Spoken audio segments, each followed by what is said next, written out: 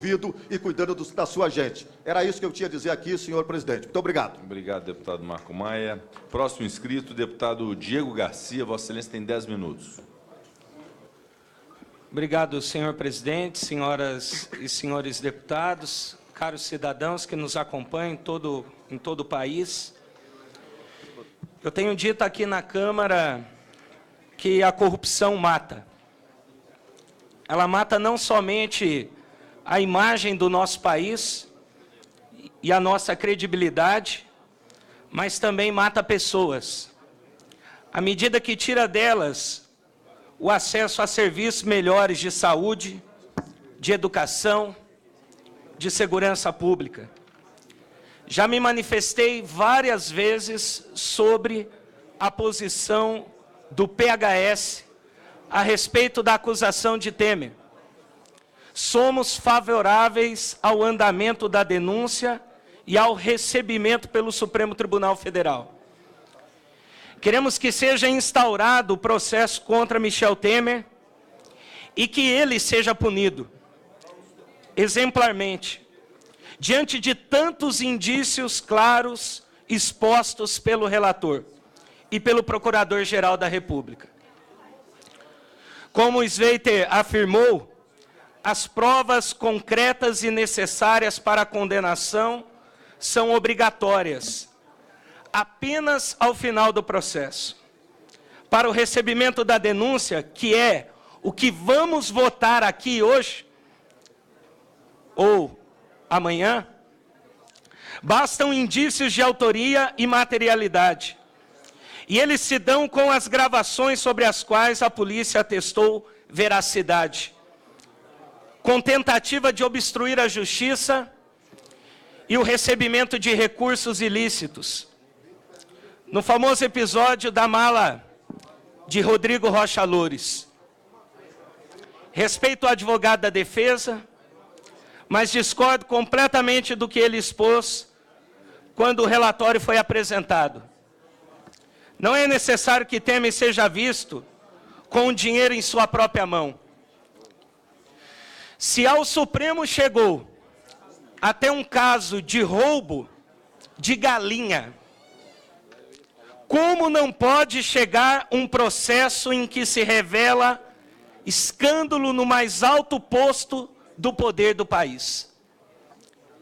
Se, por um lado, não aceitamos uma presidente irresponsável que cometeu erros graves na economia e nos inseriu em uma crise econômica sem precedentes, deixando como herança 14 milhões de desempregados, por outro lado, não aceitamos um presidente que recebe empresários às escondidas e está disposto a silenciar quem for necessário, a qualquer custo. Estamos vivenciando um período único na história do Brasil, que revela uma crise no nosso sistema político. Tivemos um impeachment da presidente da República por crime de responsabilidade, o segundo impedimento em 29 anos de democracia após ditadura. Pela primeira vez, temos um presidente da República em exercício, denunciado pela Procuradoria-Geral da República. Outro fato que nunca havia ocorrido era a condenação de um ex-presidente da República por corrupção. Lula foi sentenciado a 9 anos e 6 meses de prisão pelo juiz Sérgio Moro, por corrupção passiva e lavagem de dinheiro. Os fatos atestam que há uma grave crise envolvendo a presidência da República. Algo está muito errado. E eu tenho a certeza que a impunidade é uma das grandes motivações para políticos corruptos continuarem lesando o patrimônio público. Então, qual a primeira solução? Punir exemplarmente todos os envolvidos, do dono da empresa que frauda licitações ao presidente da República. Senhor presidente, Muitos não sabem como cheguei aqui a essa casa. Sempre tive uma vida humilde e meu ofício era vender roupas na minha própria casa. Cheguei à Câmara acreditando que seria possível ter políticos trabalhando de forma honesta, sem participar de negociatas.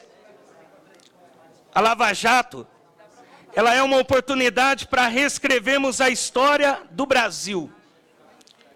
Já tivemos 207 prisões, 157 condenações, somando mais de 1.572 anos.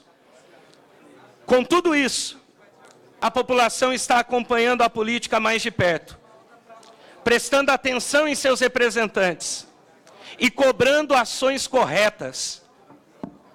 Eu acredito que esse é o caminho para limparmos de vez o nosso país. Precisamos que os cidadãos acreditem na justiça, na punição, na ética. E precisamos também que a população, ela também volte a acreditar no parlamento brasileiro.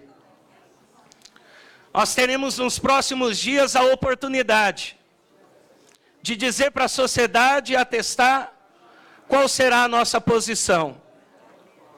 Mesmo que aqui, por conta de tantas mudanças que ocorreram nos últimos dias na CCJ, o parecer do nobre relator, o senhor Sveiter, do qual eu parabenizo pelo seu excelente trabalho, e quero parabenizar o presidente dessa comissão também pela condução, por permitir o amplo debate e a discussão aqui nessa comissão, por permitir que os parlamentares, que são a voz do povo, e por isso cabe a eles nesse momento, de fato, decidir sobre a admissibilidade desta denúncia ou não.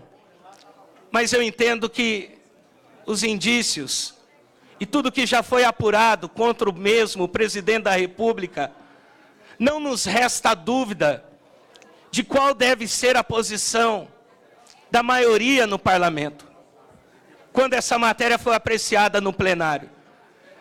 Mesmo que aqui o nobre relator, o senhor Sérgio Sveiter, tenha o seu parecer derrotado, nós teremos nas mãos a oportunidade, como representantes do povo, de exercer o nosso papel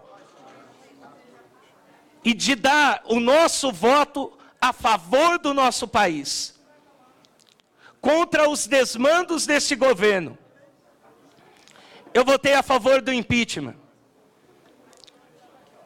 com a esperança de um país melhor, com a esperança de colocar um ponto final em tantos desmandos que aconteceram no governo passado. E nesse momento agora, em que chega pela primeira vez na história dessa casa uma denúncia contra o presidente da República, o meu voto também no plenário será favorável.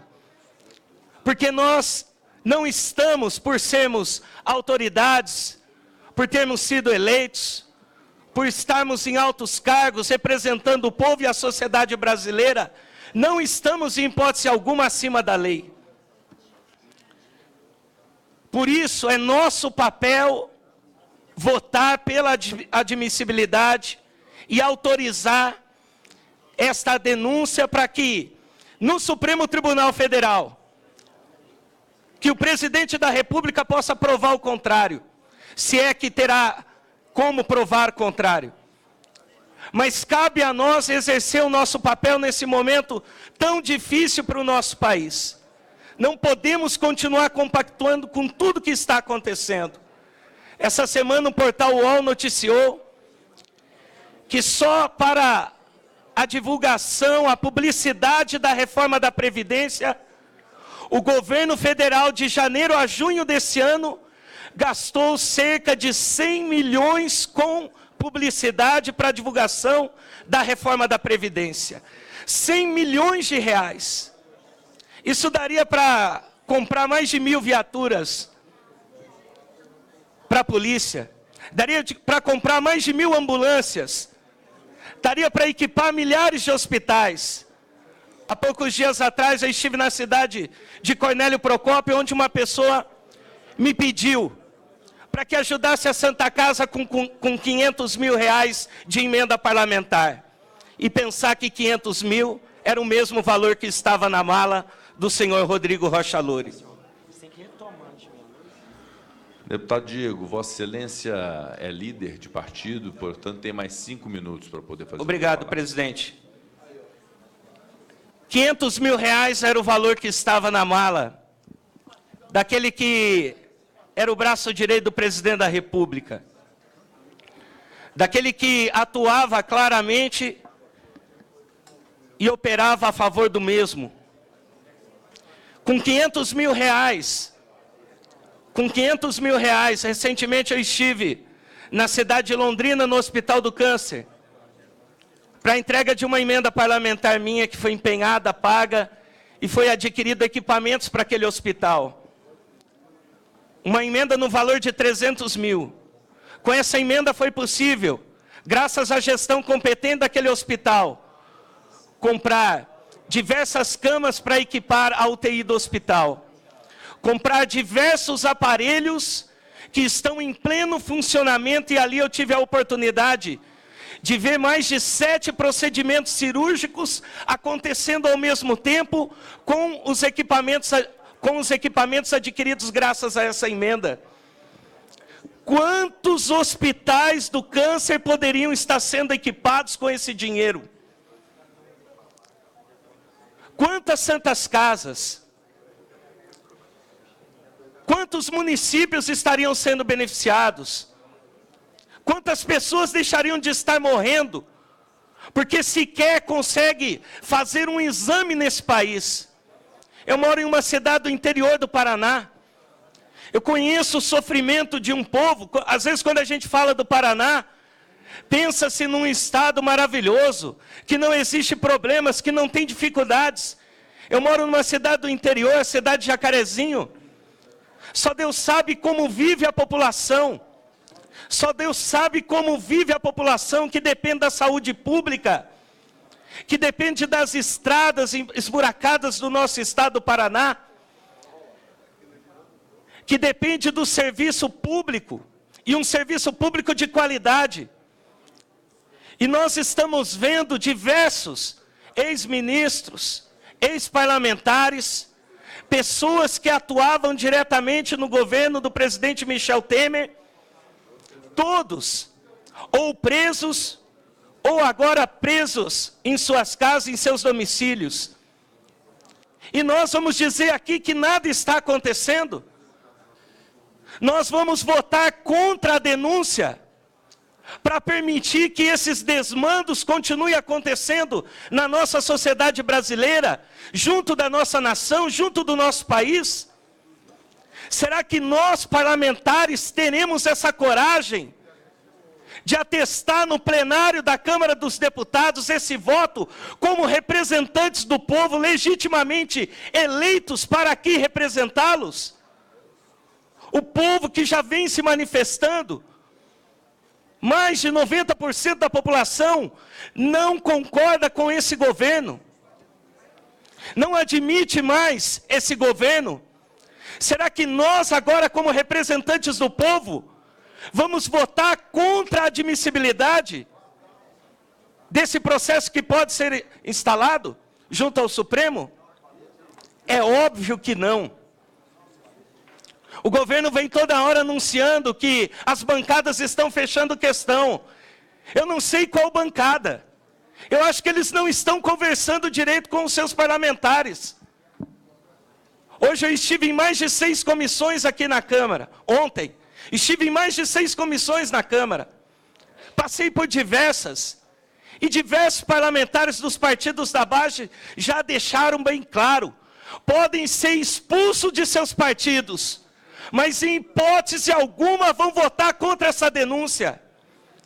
Porque é nosso papel representar aquilo que a sociedade brasileira espera e quer de cada um de nós, que é a apuração dos fatos, quer que os criminosos, aqueles que estão desviando o dinheiro público, tirando da saúde, tirando da educação, tirando das melhorias das nossas estradas, sejam de fato presos e condenados, como o que aconteceu na data de hoje, envolvendo um ex-presidente da República.